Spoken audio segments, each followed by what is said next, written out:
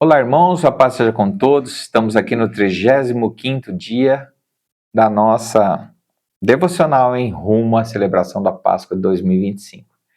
Essa devocional é uma campanha que faz parte dos 40 dias buscando a presença do Senhor, né? Então nós meditaremos, estamos meditando em tudo que aconteceu com Jesus nesse período e os ensinamentos que temos a respeito disso para as nossas vidas. Hoje, terça-feira, 15 de abril, que em nome de Jesus nós sejamos abençoados pela presença do Senhor. Hoje vou falar sobre o julgamento político de Jesus. É uma passagem que está em Lucas, capítulo 23, verso de 8 a 12. Está escrito assim: Ora, quando Herodes viu a Jesus, alegrou-se muito, porque de longo tempo desejava vê-lo, por ter ouvido falar a seu respeito e esperava ver algum sinal feito por ele. E faziam-lhe muitas perguntas, mas ele nada respondeu. Estavam ali os principais sacerdotes e os escribas, acusando-o com grande veemência. Herodes, porém, com seus soldados, desprezou-o e, escarnecendo dele, vestiu-o com uma roupa resplandecente e tornou a enviá-lo a Pilatos. Neste mesmo dia, Pilatos e Herodes tornaram-se amigos, pois antes andavam em inimizade um para com o outro. A alegria, irmãos, de Pilatos, aliás, de Herodes, a alegria dele, porque é o seguinte, né? Era uma curiosidade, né? Esse Herodes, ele tinha mandado matar João Batista e achava que Jesus era João Batista, então ele queria tirar uma dúvida. E ele, nessa vinda de Jesus para ser julgado por ele, né? Ele olha para Jesus e vê que Jesus é muito diferente de João Batista. João Batista falava o tempo todo, recriminava o tempo todo por conta de que ele morava e ele estava casado com a esposa do irmão dele, né? Então, Jesus fica quietinho, e mesmo tendo semelhanças por serem da mesma região, por serem nazireus de Deus, né? Tanto João Batista como Jesus não cortavam seus cabelos, né? Ele vê Jesus e ele percebe, né, que não é o João Batista que ele esperava. Então ele escarnece de Jesus, né? Ele o veste de um manto, coloca lá, dá um cetro para ele como se ele fosse um rei, né? Se ele estava zombando, né, de Jesus, né? Mas Jesus nada lhe respondeu, porque inclusive Jesus estava cumprindo uma profecia que está em Salmos 39, verso 1. Está escrito assim: Disse eu, guardarei os meus caminhos para não pecar com a minha língua, guardarei a minha boca com uma mordaça enquanto o ímpio estiver diante de mim, né? Então Herodes viu que aquele não era João Batista, considerou Jesus um homem fraco, e para um déspota, um homem fraco precisa ser desprezado e humilhado.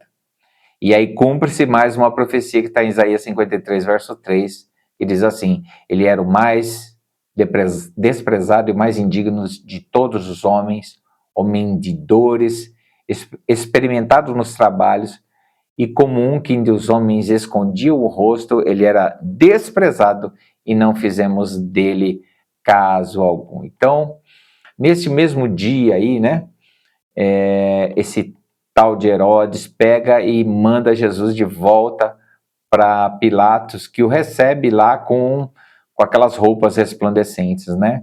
E então os soldados de Pilatos, eles irão progredir nesta ideia, acrescentando a Jesus uma coroa de espinho. Então, neste dia, o Pilatos e Herodes fazem amizade. E os historiadores dizem que eles estavam inimigos porque Pilatos havia matado súditos de Herodes sem consultá-lo, né?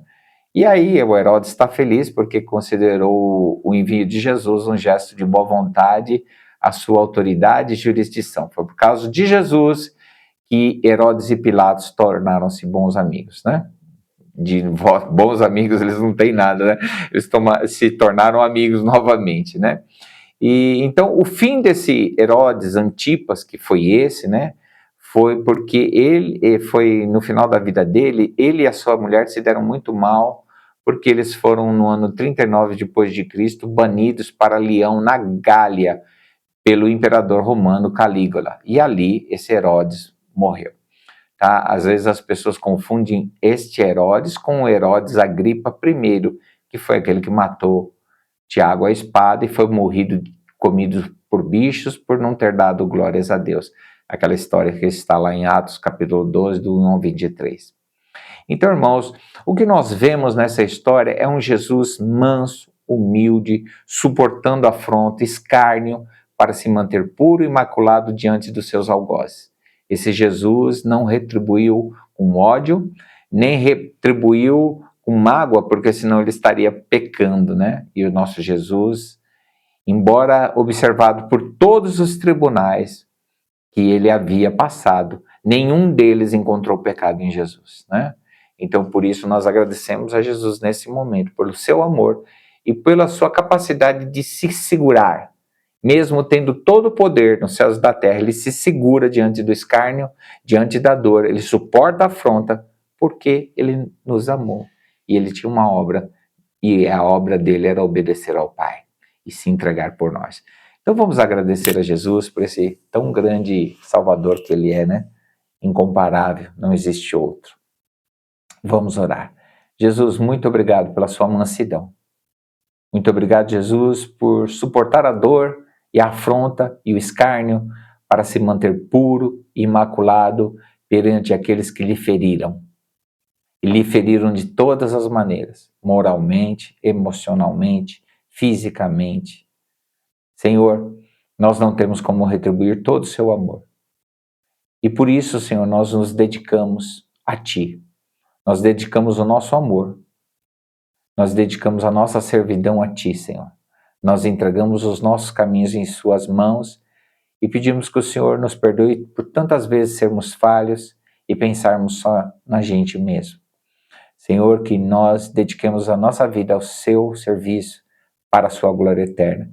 Que meus irmãos e minhas irmãs que ouvem essa devocional sejam profundamente abençoados nesse dia. É em Seu santo nome que eu oro. Amém e amém. Amém, querido povo de Deus. Deus abençoe vocês. E eu gostaria de que você desfrutasse de momentos de comunhão com o Espírito Santo.